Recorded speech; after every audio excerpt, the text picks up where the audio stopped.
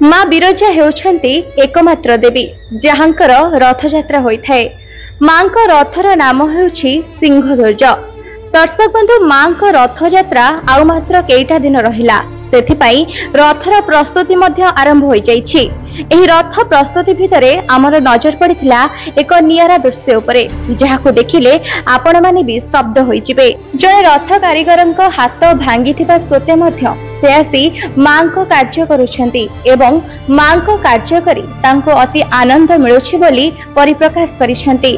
तेबे आसंतु देखिबा कोन कहउछंती से।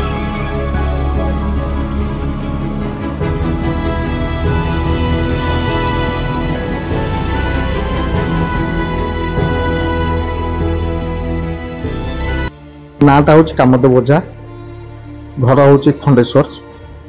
माँ को दयारू आम रथ कम 29 वर्ष है कर मंदिर भितर कम कला भितर भूल गोटिया हबारू हाथटा टे भांगी जाइए।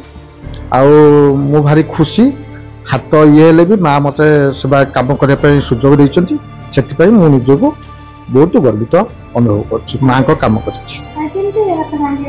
भितर काठ बाहर भितर टिके मोर भूल पाई टिके काठ खसी पड़ा हाथ पर से भांगी डाक्तर कहते 7 दिन कहते तेबे कि माँ को आज्ञा अच्छी कम करने से आम खुशी हो कम करने आज्ञा माँ को द्वारा ये कम कर हाथ भांगिले भी मु भारी खुशी माँ को कम करने भारी आग्रह से भारी गर्वित अनुभव कर माँ को कम करने आज्ञा कम हूँ आम बड़ापा निमिचरण ओझा करुले पाख शिखिकी आम 29 वर्ष है से कले 29 वर्ष आम 20 वर्ष 21 वर्ष करूबू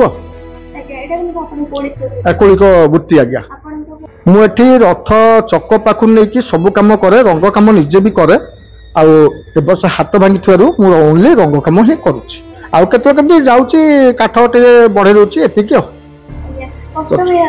कष्ट तो हुए। आज्ञा हाथ तो कष्ट होची किंतु माँ को काम मो माँ काम करी मु भारी कष्टा को ये कर दूची।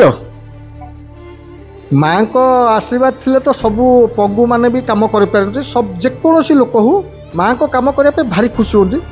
ये तो माँ को काम करने आम भारी आग्रह आम वृत्ति आम निजे काम करचु काम कर माँ को काम करने भारी खुशी।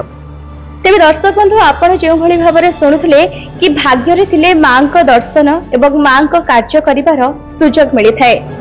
एभली कार्य करी से निजको अति गौरव एवं गर्वित अनुभव करुछंती।